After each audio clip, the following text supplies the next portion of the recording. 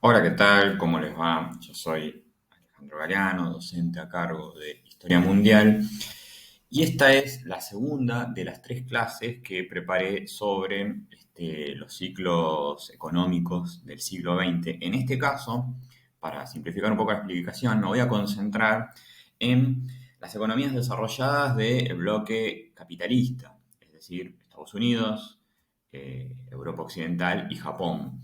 Las economías del bloque socialista, tal como se configura después de la Segunda Guerra Mundial, lo vamos a ver al final de esta unidad. Y las economías de la periferia del mundo, ¿sí? De los países menos desarrollados, lo vamos a ver en la unidad número 4 cuando veamos el tercer mundo. Así que en este caso vamos a delimitar muy claramente en términos espaciales el periodo, y también lo vamos a delimitar en términos temporales, porque la economía de posguerra o el periodo de posguerra, como se lo conoce, coincide, como pueden ver acá, exactamente con el ciclo ascendente que se da entre 1940, más o menos, y fines de los años 60. ¿Sí? Este, Participa la guerra de esta remontada económica posterior a la crisis de los años 30, porque en las guerras, bueno, ya lo sabemos, son procesos destructivos que generan muchísimo sufrimiento y pérdida de vidas y de riqueza. Este, para un capitalista, siempre y cuando tenga sus activos a salvo de la destrucción, es un gran momento para abastecer infinitamente ejércitos y estados que necesitan recursos, una especie de Valhalla capitalista en donde no se acaba nunca la demanda. Lo mismo la reconstrucción de posguerra, que requiere muchísima inversión pública y privada, casi garantizada, porque siempre va a haber demanda, ¿sí? De reconstrucción de infraestructura, vivienda, etcétera. Además de los bonos de guerra, ¿sí? O sea, los estados se endeudan para afrontar el gasto militar, y eso se hace a través de bonos que, bueno, algún inversor capitaliza. Pero lo notorio es que esa remontada, ¿sí? Debido a la guerra y a la reconstrucción de posguerra, se prolongó durante 30 años. ¿Sí? Y como pueden ver, es un periodo de crecimiento muy parejo, con pequeñas crisis, pero que no tienen punto de comparación con el periodo anterior, y que alcanza algunos niveles de crecimiento económico que superan largamente los periodos de auge económicos anteriores. Por eso los franceses llaman a este periodo los 30 años gloriosos, ¿sí? Que terminan, ¿sí? Hacia fines de los años 60, cuando empiezan los problemas primeros de caída de productividad, este, luego la caída del patrón dólar, como vamos a ver, bueno, y finalmente la llamada crisis del petróleo de 1973, pero que de ninguna manera es la causa de la crisis, sino que es una consecuencia que se da en un proceso ya de recesión económica. Y para ordenar este periodo y poder verlo en toda su complejidad, vamos a hacer una síntesis entre dos autores que uno ya lo leímos y otro empezamos a leer a partir de ahora. Uno es Benjamin Coriat, ¿sí? Ya lo vimos en la clase anterior. Para Benjamin Coriat, la salida de la crisis del 30 se da con la consolidación de lo que él llama un modo de regulación fordista, que consiste, por un lado, en un acuerdo entre el capital y el trabajo, por el cual los trabajadores aceptan las nuevas condiciones de intensificación y descualificación del trabajo que implica el Fordismo, y los capitalistas le garantizan a esos trabajadores un nivel de empleo e ingresos como para que puedan consumir los bienes que se producían con el nuevo régimen y sobre todo la productividad que tenía el nuevo régimen. Además de eso, ¿sí? Hay un acuerdo entre el capital y el Estado, por el cual el capital, ¿sí? Acepta las diferentes restricciones y regulaciones que aplican los estados, ¿sí? ¿No? Para viabilizar y estandarizar las nuevas normas de producción y de consumo, que por otro lado le garantizan al capital la colocación de esas mercancías. ¿Sí? El acuerdo capital-trabajo se va a consolidar, se va a coagular alrededor de conjunto de instituciones que nosotros conocemos como estado de bienestar. Y el acuerdo entre capital y el Estado va a dar lugar a algo que algunos economistas llaman economía mixta. Vamos a ver estas dos instituciones. Pero Giovanni Arrighi le agrega a eso, estas dos instituciones que operarían dentro de estados nacionales, ¿no? un sistema interestatal jerárquico, ¿sí? Un sistema de relaciones entre estados no igualitarias, en donde hay un estado, ¿sí?, que tiene primacía sobre los demás, lo que él llama hegemonía, tomando el sentido que tenía el término para los antiguos griegos. Y evidentemente en este periodo, entre 1945 y 1968, esa hegemonía, ¿sí?, esa primacía interestatal, la tenía Estados Unidos, al menos para el bloque occidental, y vamos a ver más adelante que incluso en la Guerra Fría, ¿sí?, era un estado superior a la Unión Soviética. A esta hegemonía Arrighi la llama la Pax norteamericana, refiriendo a la Pax romana, ¿no?, ese periodo del Imperio Romano en el cual toda la zona del Mediterráneo quedó sometida políticamente a las necesidades del Imperio Romano, pero al mismo tiempo, gracias a ese sometimiento, disfrutó de una estabilidad que permitió que creciera el comercio, bueno, las obras públicas, etcétera, etcétera. Bueno, esa Pax norteamericana sería la tercera pata, ¿sí?, de esta economía o este nuevo modo de regulación capitalista que marca todo el periodo llamado de posguerra, pero vemos que se extiende hasta bien entrado el siglo, la década del 60. Y empezamos justamente por esa Pax Americana, ¿sí? Es la hegemonía militar y tecnológica y económica, podríamos agregar, ¿sí?, de los Estados Unidos a nivel global y seguro a nivel hemisférico. El hemisferio occidental o el mundo capitalista estaba claramente hegemonizado por Estados Unidos. ¿Qué aporta Estados Unidos? Bueno, un marco institucional global, ¿sí?, que garantice un clima mundial de negocio. Reconstruir el capitalismo en términos globales, luego de dos guerras mundiales y una crisis sin precedentes, como ha sido la crisis de los 30, requería, ¿sí?, un marco, un conjunto de regulaciones que en el contexto de inmediata posguerra podía garantizar solamente Estados Unidos. Acá vemos atrás la foto del puente aéreo, ¿sí?, que construye la Fuerza Aérea Norteamericana para abastecer a los ciudadanos berlineses que habían quedado aislados dentro de la ciudad en el contexto de distribución territorial que se dio de la Unión Soviética y los aliados, ¿sí? Con ese poderío, ¿sí?, es también la garantía que tiene el resto de los países capitalistas para poder volver a operar en términos globales, teniendo en cuenta que el patrón oro y las instituciones que habían regulado la economía hasta entonces ya eran muy difíciles de reconstruir. ¿Qué gana Estados Unidos? Bueno, es bastante evidente. Beneficios para su economía, ¿no? Al disponer del mundo, bueno, se garantiza la demanda de sus productos en todos los países, los productos industriales norteamericanos. Sí, teniendo en cuenta que era la industria que había salido menos dañada de la guerra, prácticamente indemne, incluso fortalecida, bueno, se encontraban con todo un mundo al cual abastecer, ¿sí?, reemplazando incluso a potencias en decadencia que ya no podían ocupar ese lugar como detallado del mundo como el Reino Unido.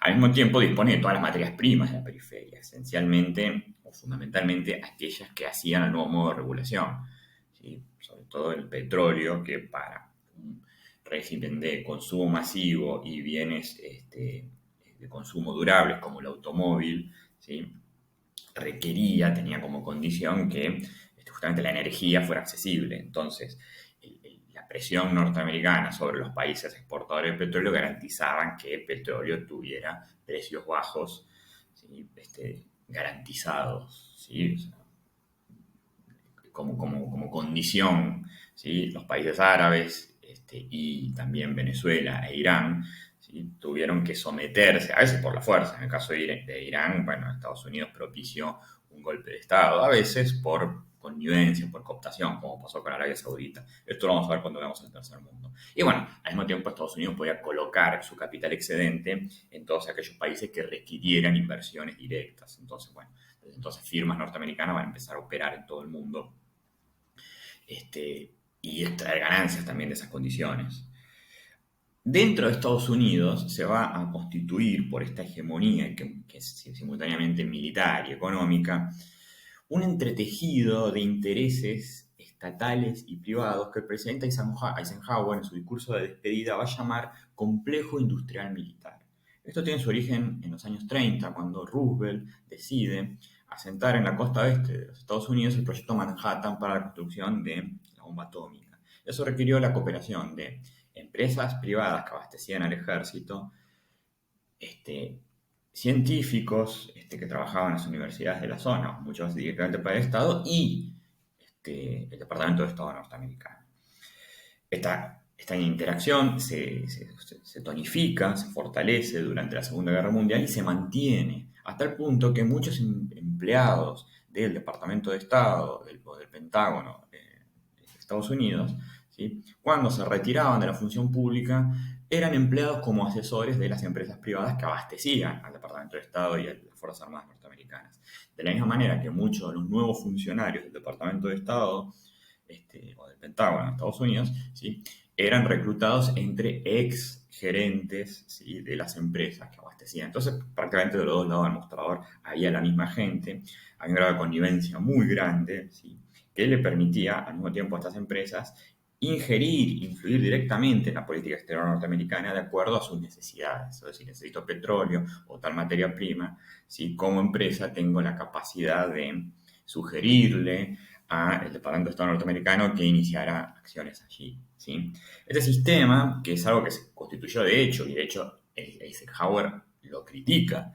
O sea, Eisenhower se trata de advertir tanto al presidente entrante, que era Kennedy, como a la sociedad, que se había constituido una especie de deep state o sotogobierno por debajo de los cargos electivos y del escrutinio público, aún en un gobierno democrático, para hacer negocios con el Estado. Sin embargo, con la guerra de Vietnam, ¿sí?, en lugar de combatirlo y disolverlo, esto se racionalizó y se blanqueó y pasa a ser ya parte de la gobernanza norteamericana. Junto con esto tenemos una burocracia de seguridad internacional, esencialmente en la CIA, en el Departamento de Estado, que opera con autonomía de los gobiernos, ¿no? O sea, es una burocracia que mantiene una agenda de política internacional divorciada hasta cierto punto, ¿sí?, de la política doméstica, en el sentido de que el votante norteamericano votaba a quien iba a gobernar a Estados Unidos, pero no se enteraba de que, o prefería no enterarse, o no le decían qué política hacía Estados Unidos en el exterior, ¿sí? Al mismo tiempo, esta agenda tenía un sentido y una orientación muy precisa: conservar el status quo global, es decir, no había el interés fundamental que tienen todos los imperios en el momento en que se consolidan, ¿sí?, no es transformar el mundo, sino mantenerlo como está, evitar conflictos, etcétera, etcétera. El rol transformador ya se había ejercido, ¿sí? O sea, y de alguna manera Estados Unidos puede disfrutar de esta hegemonía porque el mundo ya se había transformado, ¿sí? El marco institucional que garantiza la reconstrucción del capitalismo global se define en Bretton Woods. De hecho, se conoce como Acuerdo de Bretton Woods. Bretton Woods es un complejo hotelero que queda en Massachusetts. Ahí se reúnen dignatarios de 49 países. No todos tenían el mismo grado de injerencia. O sea, por ejemplo, Estados Unidos disponía ahí del 34% de los votos. El Reino Unido del 14%, pero Francia del 5% y Brasil menos del 2%. Bueno, no les digo el porcentaje de votos que le tocaban a países como Turquía o Chile porque se van a deprimir, pero evidentemente no fue una asamblea igualitaria. Ahí se hacía valer el peso de las viejas potencias, como Gran Bretaña. Acá lo vemos a Keynes, acá vemos a Clement Attlee, que era el primer ministro británico. Bueno, Keynes fue una figura muy influyente en esto. De hecho, el Fondo Monetario Internacional fue una idea suya, ¿sí?, y de la nueva potencia, sobre todo, que eran los Estados Unidos. ¿Qué se define ahí? Bueno, podemos resumirlo en 4 puntos. El patrón dólar, yo le dije, el patrón oro, o sea, la divisa internacional sobre la cual se cotizaban todas las monedas para facilitar el intercambio entre países, ¿sí?, se había quebrado con la crisis del 30 y Estados Unidos propone reemplazarlo por su moneda nacional extendida a divisa internacional. ¿Cómo? Fijando la cotización del dólar con el oro. Estados Unidos iba a atesorar todo el oro, ¿sí?, usarlo de respaldo para su moneda, básicamente cotizando una onza de oro, $35 de manera fija, y todos los países del mundo iban a ajustar su tipo de cambio ya no con el oro, sino con el dólar. ¿Cuál es la ventaja? Que el dólar, a diferencia del oro, es dinero fiduciario, así se puede imprimir la cantidad que hiciera falta. Entonces Estados Unidos se comprometía a imprimir más dólares que necesitaba para su economía doméstica y ceder esos dólares para que los países comerciaran entre sí. Esto es un gesto de generosidad en 1944, todavía no había terminado la guerra, pero a la larga es un gesto de hegemonía porque Estados Unidos controlaba la moneda internacional. Esta situación va a extenderse formalmente hasta 1968, pero incluso después de 1968 el dólar siguió siendo una divisa muy importante tanto para intercambio como reserva de valor. El Fondo Monetario Internacional, ¿sí?, es estrictamente eso, un fondo de dinero, una vaquita aportada por 29 países, que tampoco son igualitarios en esto, o sea, pueden pedir al fondo en proporción a lo que aportan al fondo, y por supuesto que en 1944 había un solo país en condiciones de fondear al FMI, que era Estados Unidos. Los otros países no tenían recursos como para aportar y sostener al fondo, ¿sí?, que iba a ayudar, que iba a auxiliar a cualquier país miembro del fondo, o sea, cualquiera de esos 29 países, después se fue extendiendo la lista, incorporaron otros, que requería ayuda financiera. ¿Qué se buscaba con esto? Se buscaba atajar futuras crisis financieras sin necesidad de que los países recurrieran a la banca privada. ¿Por qué? Porque la banca privada tiene intereses muy altos, que a veces son gravosos y empeoran las crisis. De esa manera, con crédito blando, un país que se encontraba con alguna contingencia financiera, ¿sí?, la resolvía, se evitaba el contagio financiero, se contenía una crisis global y el sistema seguía funcionando. El Banco Mundial, que no es un banco, son varios bancos, conjunto de instituciones crediticias, ¿sí?, bajo la gran etiqueta de Banco Mundial, fue pensado también para financiar con créditos blandos, primero a los países europeos que requerían construirse o reconstruirse después de la guerra. Pero más adelante se extendió a proyectos de desarrollo, infraestructura, planes de alfabetización, vacunación, cloacas, asfalto, diques, obras públicas, para países periféricos, subdesarrollados, ¿sí?, que requirieran también de este crédito y que no tuvieran que recurrir a la banca privada. ¿Sí? Fíjense que hay una restricción muy importante de las finanzas internacionales porque hay instituciones multilaterales que buscan reemplazarlas. Lo mismo pasaba con la banca en términos nacionales, en términos domésticos. Queda constreñida a las necesidades de la producción y el consumo. Y el Acuerdo General sobre Aranceles y Aduanas, por sus siglas en inglés el GATT, ¿sí?, que fue un acuerdo entre 23 países para ir reduciendo progresivamente los aranceles aduaneros y reconstruir el libre comercio. Pero fíjense que el libre comercio ya no es libre, circula, ¿sí?, dentro de un conjunto de instituciones, de acuerdos, o sea, ya se reemplaza el mundo abierto de la preguerra por un sistema de tuberías, ¿sí?, que busca reconstruir ese libre comercio, pero de una manera mucho más regulada. ¿Sí? Estas instituciones van a reconstruir el mundo y de alguna manera han sobrevivido al periodo de posguerra. Bueno, el patrón dólar no oficialmente, pero ya les digo, el dólar sigue teniendo una presencia muy grande en el sector monetario, financiero. El Fondo Monetario Internacional ha cambiado sus funciones. Después de la crisis de deuda de América Latina en los años 80, se transforma más en una especie de monitor, ¿sí?, que supervisa las políticas económicas, garantizando o tratando de garantizar que se apliquen políticas de austeridad y se evite el déficit fiscal. El Banco Mundial se mantiene y el GATT, ¿sí?, el Acuerdo General, se organizó en una institución más grande que es la Organización Mundial del Comercio. ¿Sí? Respecto a las políticas domésticas, las políticas locales que aplican cada país, ¿sí?, para también reconstruir su economía y viabilizar esto que Corea llama el modo de regulación fordista, tenemos en primer lugar el estado de bienestar, ¿sí?, que lo que busca hacer es institucionalizar y solidificar ese acuerdo entre el capital y el trabajo, ¿sí?, que le garantice a los trabajadores un ingreso y una seguridad económica a cambio de que esos trabajadores, bueno, en primer lugar, acepten, ¿sí?, las nuevas condiciones políticas y económicas. Esto tiene que ver con un contexto político. En primer lugar, durante la guerra, sobre todo en los países democráticos, hubo un compromiso sindical con la fuerza de guerra. En Estados Unidos y en Gran Bretaña, los sindicatos eran muy fuertes. Los dirigentes sindicales aceptaron trabajar a nuevas condiciones, que muchas veces tenían jornadas laborales extendidas y negociación salarial bastante restringida, ¿sí?, con el compromiso de que al final de la guerra, bueno, iba a haber una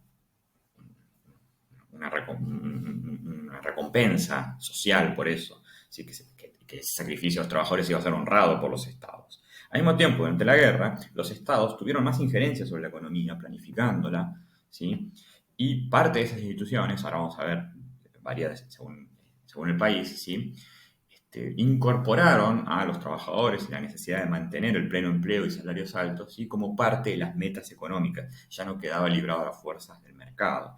Y sobre todo, bueno, el contexto de la Guerra Fría, en la medida en que existiera un proyecto alternativo al capitalismo del otro lado del telón de acero, ¿sí? Que pudiera atentar a los trabajadores, era necesario políticamente adscribirlos a, a las bondades del capitalismo liberal occidental. De esa manera garantizar ese bienestar también tenía un sentido político. Pero, como ya vimos, había necesidades de tipo económico. Garantizar el pleno empleo, garantizar el consumo masivo, incorporar a los sindicatos a la negociación de la redistribución del ingreso, ¿sí? Era condición para viabilizar un régimen económico que se basaba en la producción masiva de bienes de consumo durables. Es importante no confundir estas dos dimensiones, que las vamos a ver con más detalle en la clase. El Estado keynesiano, ¿sí? Es un invento o algo que un conjunto de instituciones, ¿sí? Que se desarrollan al calor de la posguerra y muy influidos por la política económica y la teoría económica keynesiana. Son instrumentos flexibles, o sea, no están pensados para perdurar mucho tiempo, que buscan regular el ciclo económico mediante redistribución primaria. ¿Qué es redistribución primaria?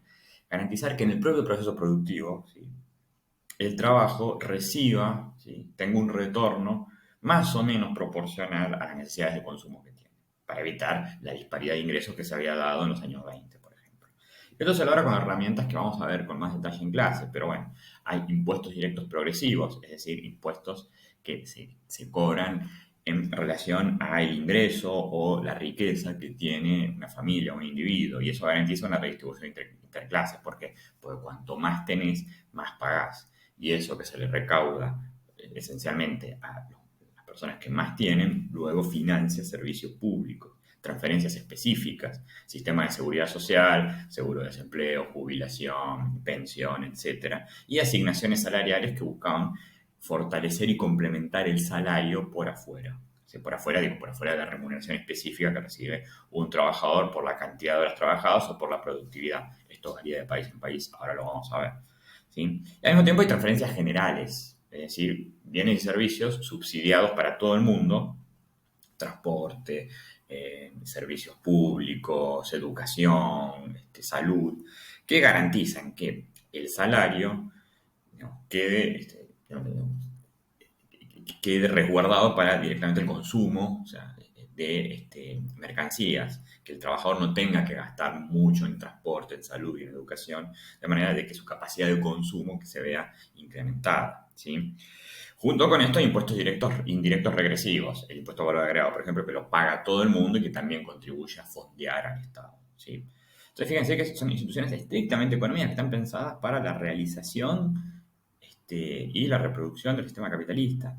El estado de bienestar como institución política tiene un origen distinto. Algunos lo remontan hasta el gobierno de Otto von Bismarck en el Segundo Reich, a fines del siglo XIX, que buscó contener a las clases trabajadoras, absorber el conflicto social mediante redistribución secundaria, es decir, no una redistribución que se producía en el proceso productivo, sino una redistribución que se hacía ex post. Una vez terminado todo, se busca, ¿sí?, garantizarle a los trabajadores determinados beneficios para que eviten la indigencia. Eso tiene que ver con diferentes capas de necesidades políticas. El Estado moderno necesita garantizar la reproducción del capitalismo. El capitalismo por sí solo es un sistema muy conflictivo, ¿sí?, y la lucha de clases puede llegar a colapsarlo. El Estado, reprimiendo por un lado, pero escribiendo por otro a las clases trabajadoras, bueno, garantiza la subsistencia del capitalismo. La democracia liberal, ¿sí?, sufragio extendido primero a todos los varones y luego a las mujeres, lleva a una moderación ideológica y clasista, es decir, aquellos partidos revolucionarios de izquierda, ¿sí?, se ven obligados a moderar su programa y aproximarse al centro y tratar de captar más electores que los trabajadores, de la misma manera que los partidos muy conservadores o reaccionarios también se ven obligados a moderarse. Y por encima de esto se refuerzan las instituciones no electivas, ¿sí? Ministros y departamentos que dependen directamente del Poder Ejecutivo, tienen un rol negociador que va por afuera de las instituciones representativas como el Parlamento o los Congresos. Al mismo tiempo, a medida que la sociedad se hace más compleja y masiva, un fenómeno del siglo XX, va desarrollándose la conciencia de que no todas las acciones privadas quedan relevadas al ámbito privado. El derecho liberal, ¿sí?, entiende que el Estado no tiene que legislar sobre aquello que es privado, sobre aquello que tiene que ver con la esfera de derechos civiles de los individuos. El problema es que hay determinadas acciones privadas, por ejemplo, una contratación laboral, ¿sí? Una relación patrón-empleado, que puede afectar a terceros. Si el patrón paga muy poco o despide a todo el mundo, va a haber un conflicto, va a haber una huelga, va a haber un piquete, puede haber una revolución. Entonces afecta a terceros. Eso ya deja de ser privado, pasa a ser público. Y lo público debe ser gobernado. Estos son criterios y lógicas que van más allá del keynesianismo, más allá del fordismo, más allá de la posguerra. Hacen al Estado moderno, pero obviamente en el contexto de la posguerra se magnifican. Acá vemos algunas fotos para que veamos. Es muy difícil graficar el estado de bienestar porque son políticas, en algún punto es algo abstracto, pero tiene concreción, ¿no? Una oficina de empleo en Nueva York, ¿sí? Dependiente de la alcaldía, ¿no? Ya el gobierno metropolitano, ¿sí? Pero fíjense, public welfare, o sea, aparece la palabra mágica, el bienestar, ¿sí? Y un plan de vivienda en Leeds, en Gran Bretaña, el public housing, como decían ellos, que era la construcción de viviendas, una igual que la otra, ¿sí?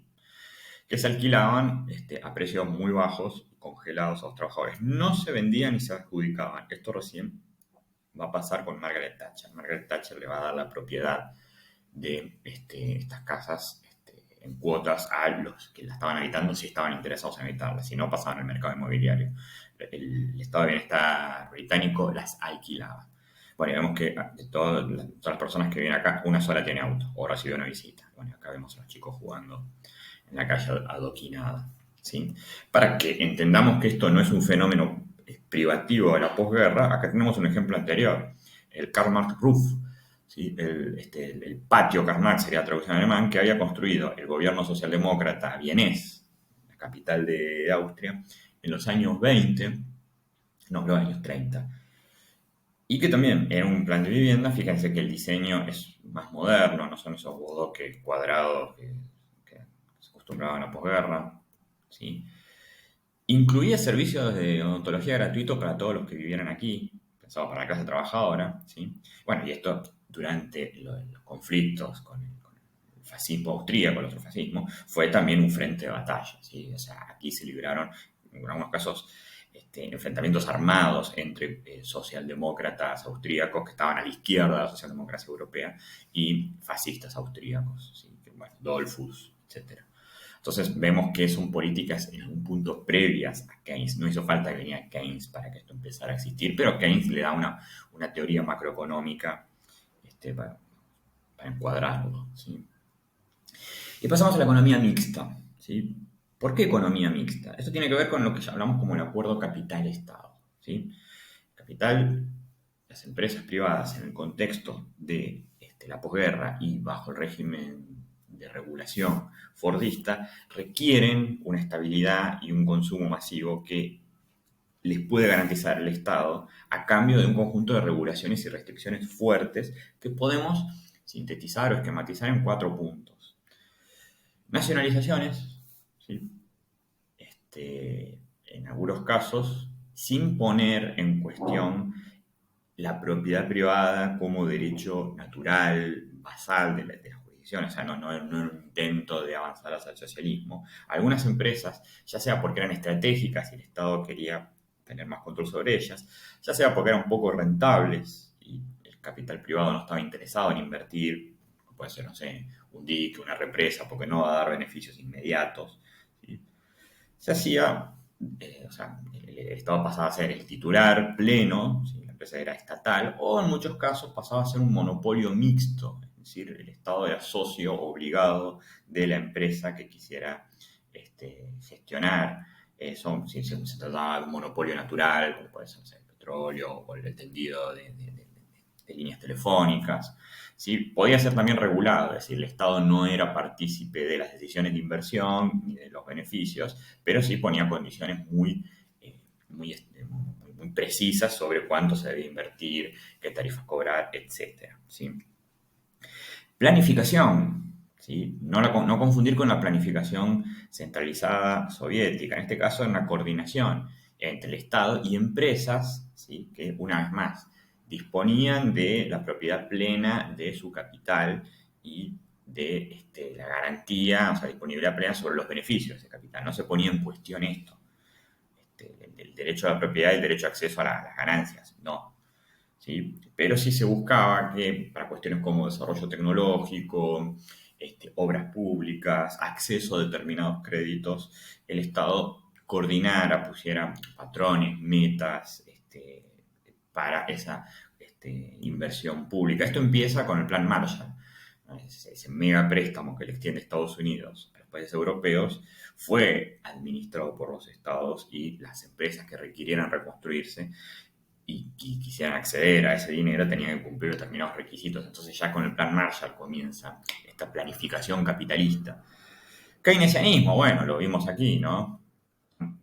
Conjunto de políticas, también lo vimos en la clase anterior, ¿sí? Son instrumentos financieros y monetarios de los que dispone el Estado, tasa de interés, tipo de cambio. Bueno, el tipo de cambio estaba muy regulado por el patrón dólar, ¿sí?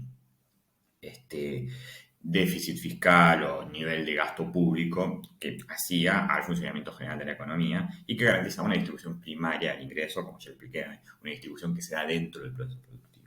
¿Sí? Y finalmente, la presencia de los sindicatos blanqueada, incorporada plenamente a los arbitrajes y negociaciones que se hacían entre el capital, los empresarios, el Estado y los sindicatos. Bueno, esas son las cuatro columnas sobre las que se apoyan las economías, pero es un modelo muy general.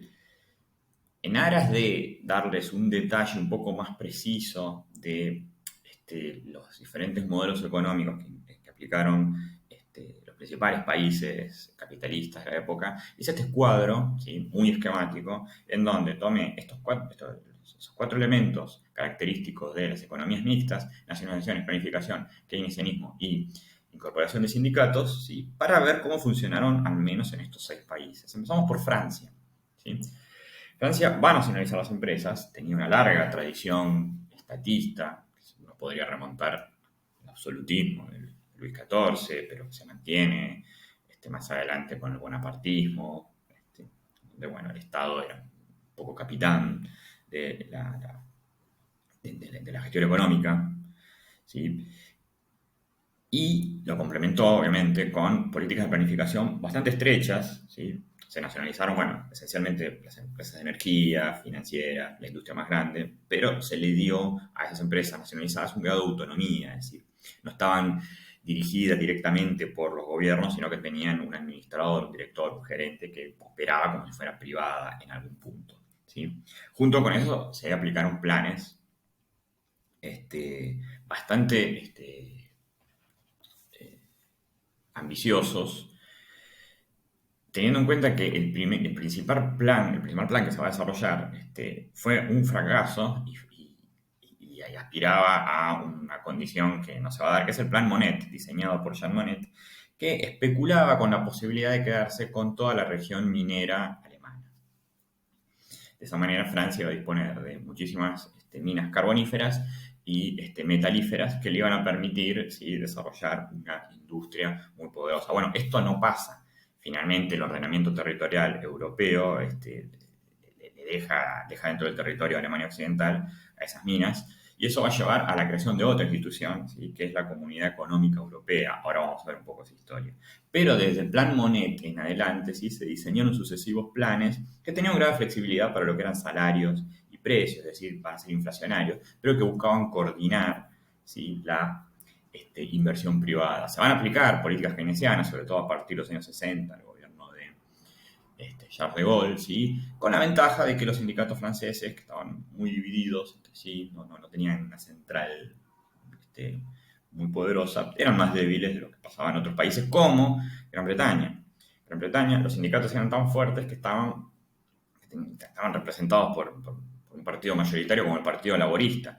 Quiere decir que en momentos en que gobernaron el laborismo, como pasó a partir de 1964 con este señor, Harold Wilson, los sindicatos tenían una llegada y una influencia muy grande en las políticas públicas. Eso llevó a que se aplicaran políticas keynesianas extensivas. Bueno, un poco Keynes era de la casa, ¿no? Él era británico, había asesorado a muchos gobiernos, ya que estaban incorporadas. Pero es importante entender que esto se da en un marco, ¿sí?, de liberalismo económico, no va a haber ningún tipo de planificación este, de la iniciativa privada por parte del Estado británico, e incluso las nacionalizaciones van a ser relativamente tardías. A partir de los años 60 se nacionalizan empresas, justamente por la impronta de los sindicatos y por la ideología de los laboristas, que para preservar la fuente de trabajo, aquellas empresas que ya no daban ganancia o que no daban suficientes beneficios, las nacionalizaban.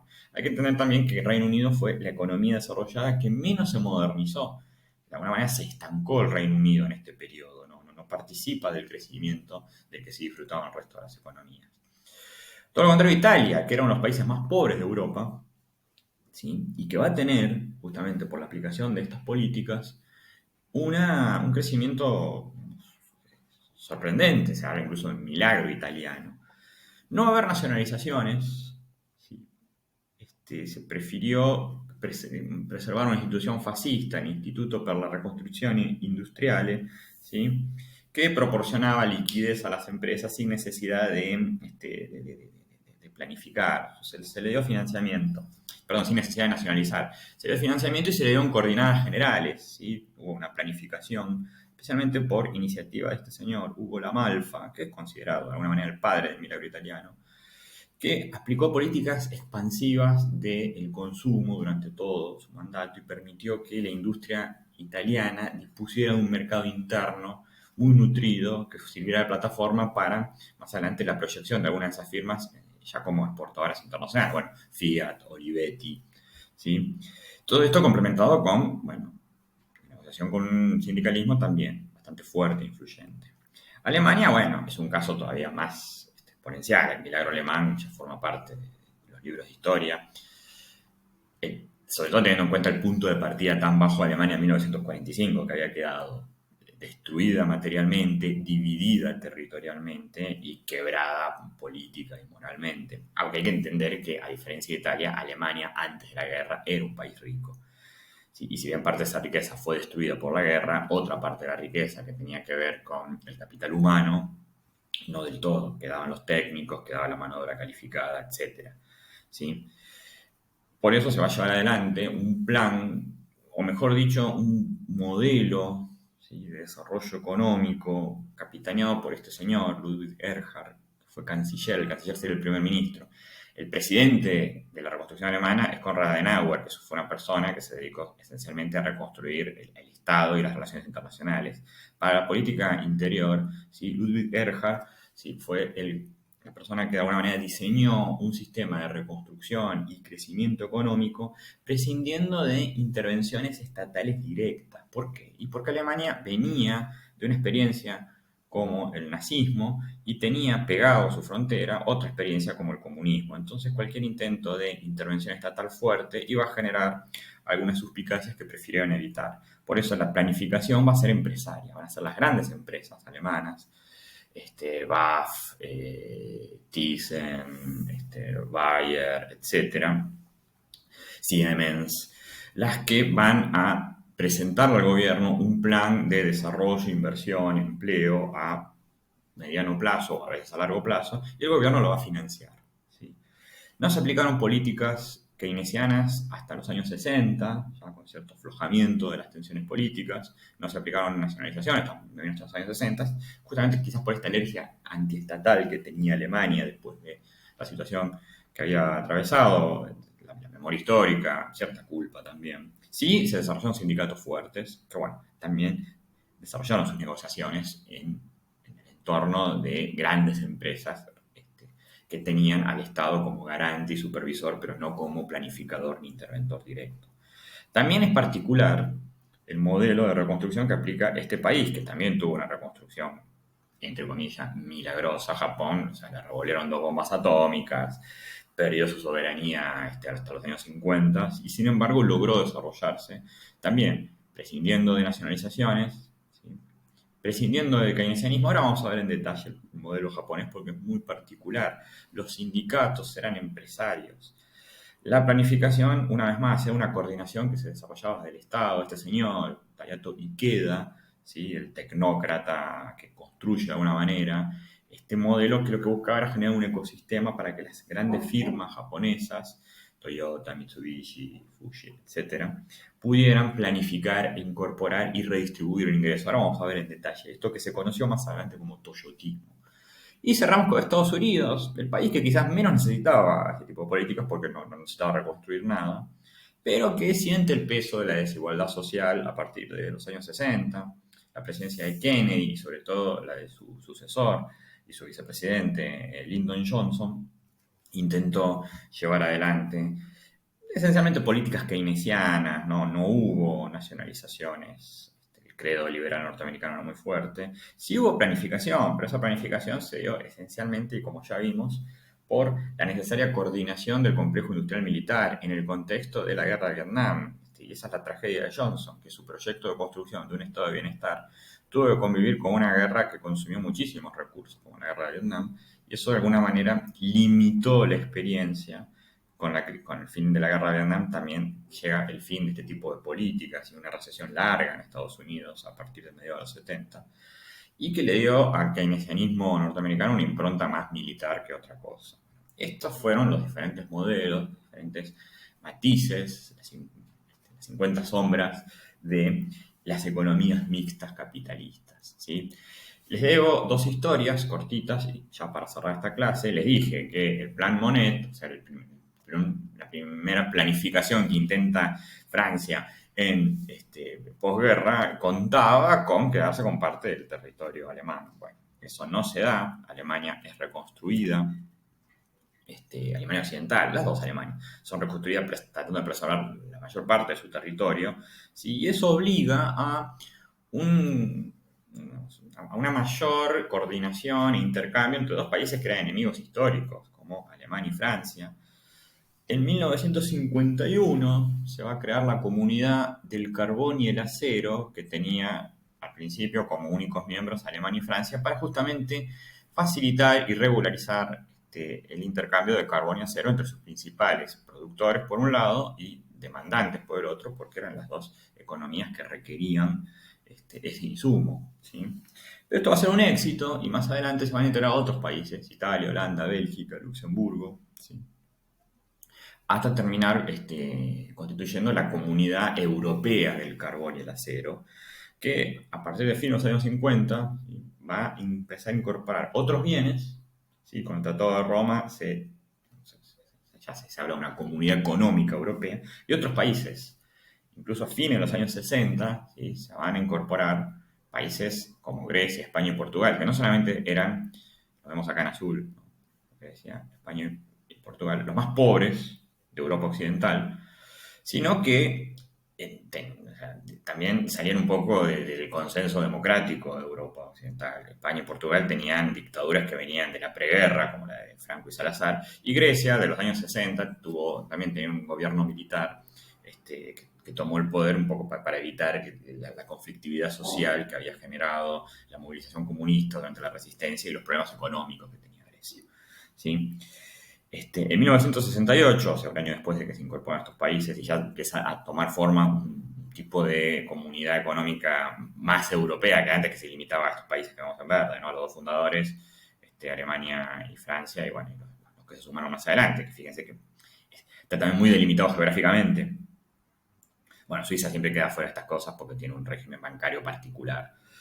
En 1968 se suprimen las barreras aduaneras internas y se constituye un bloque de libre comercio, ¿sí? Gran Bretaña va a tener muchos problemas en incorporarse, y esto es paradójico por varios puntos. Primero, porque la idea de una Unión Europea había provenido de Gran Bretaña. Es Winston Churchill el que motoriza el Consejo de Europa, ¿sí? Para garantizar cierta coordinación que sea política y económica, y sobre todo para atajar futuras guerras. Churchill, como buen conservador, entendía que los países que comercian entre sí no combaten entre sí. El problema de Francia y Alemania es que nunca habían comerciado entre sí, ¿sí? Sin embargo, va a ser Francia justamente, o mejor dicho, De Gaulle, el que va a impugnar dos veces la incorporación de Gran Bretaña a la Comunidad Económica Europea. Va a ingresar recién en 1973 junto con Dinamarca e Irlanda, ¿sí? Ya quedaba claro el carácter marginal que tenían estos socios, ¿sí? Y la paradoja se redobla porque a partir de Thatcher empieza una resistencia muy grande a incorporarse plenamente tanto a la Comunidad Económica Europea como más adelante a la Unión Europea, y bueno, todas estas tensiones terminan en el Brexit, ¿no? De los años 80 en adelante empiezan acuerdos progresivos para poder alcanzar un parlamento común, un mercado común, ya no con barreras arancelarias bajas, sino con toda la normativa comercial homogenizada y estandarizada entre estos países, y una moneda común. Estas metas se fijan en el Tratado de Maastricht y se consolidan en el 2000 cuando se declara la Unión Europea ya como una unidad política y económica, en términos globales, ¿sí?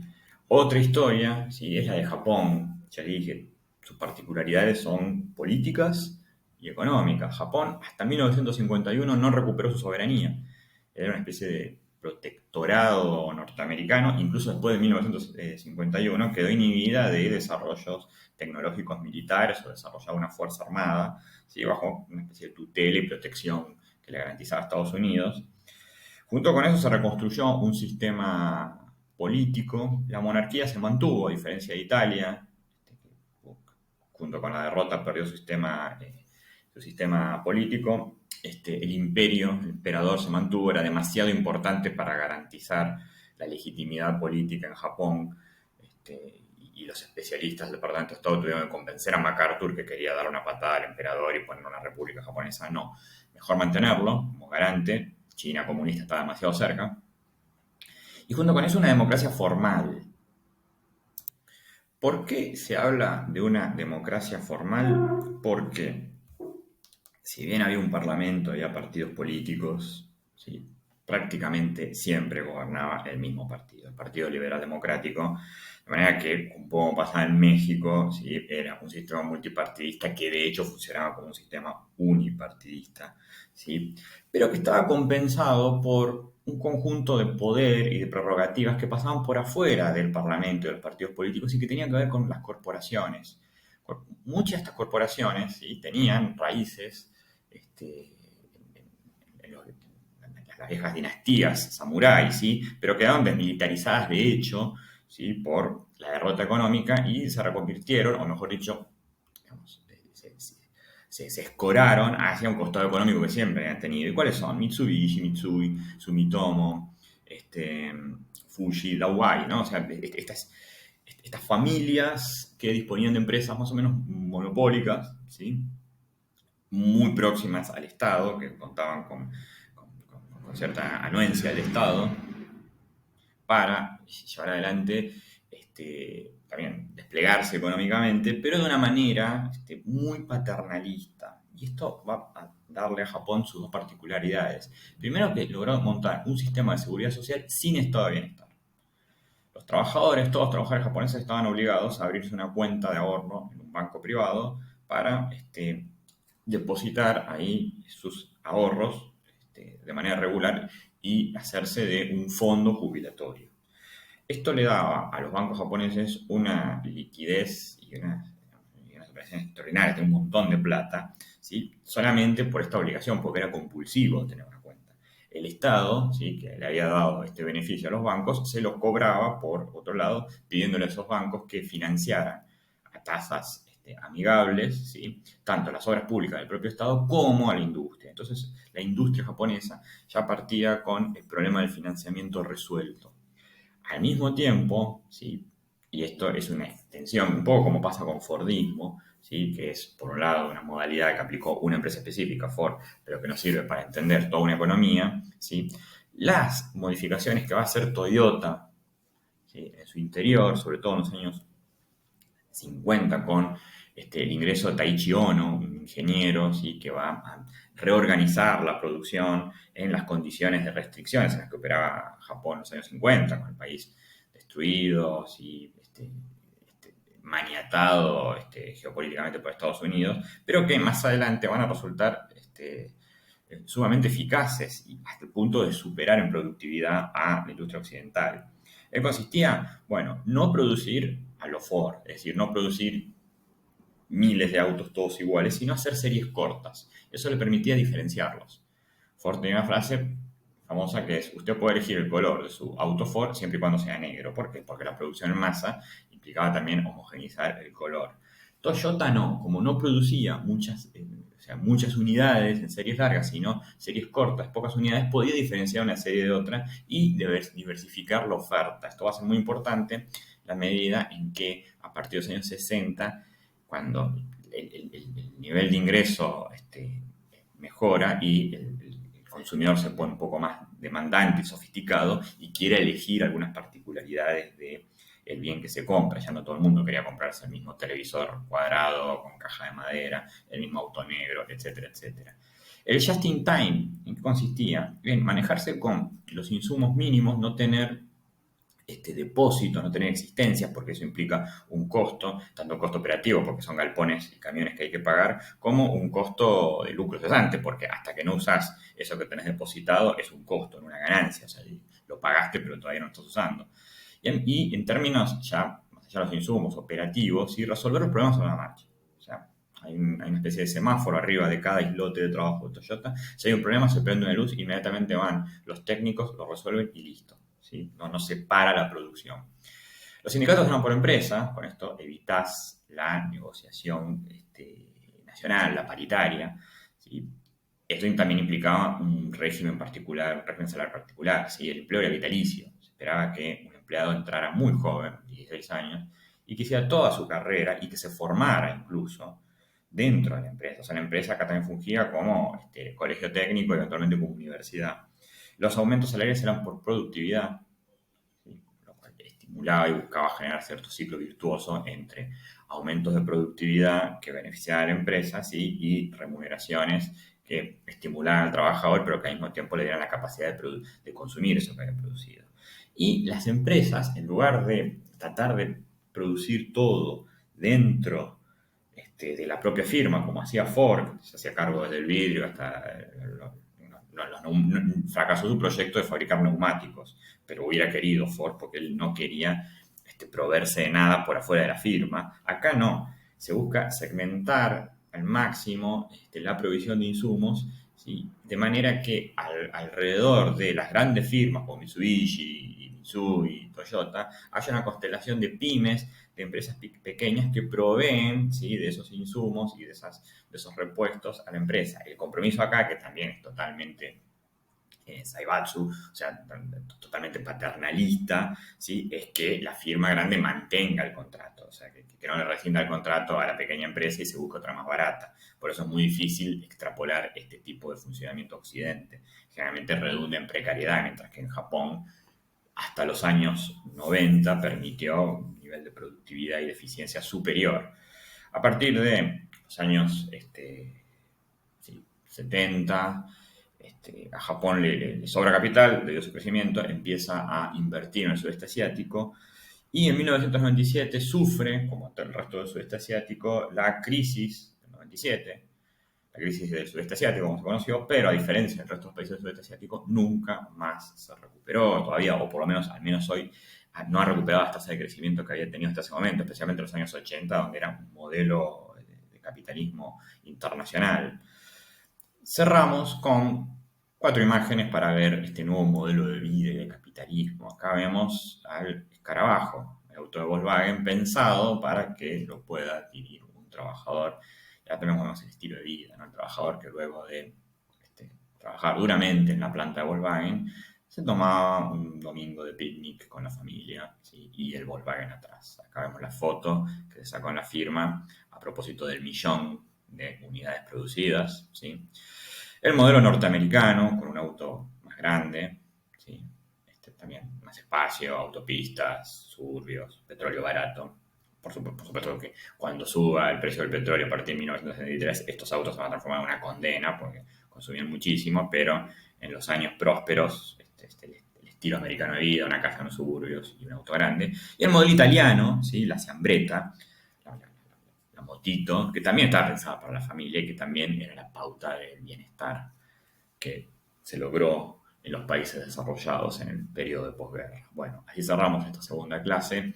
En la próxima vamos a ver cómo todo esto empieza a entrar en crisis y da lugar a un nuevo modo de regulación. Espero que les haya servido. Nos vemos.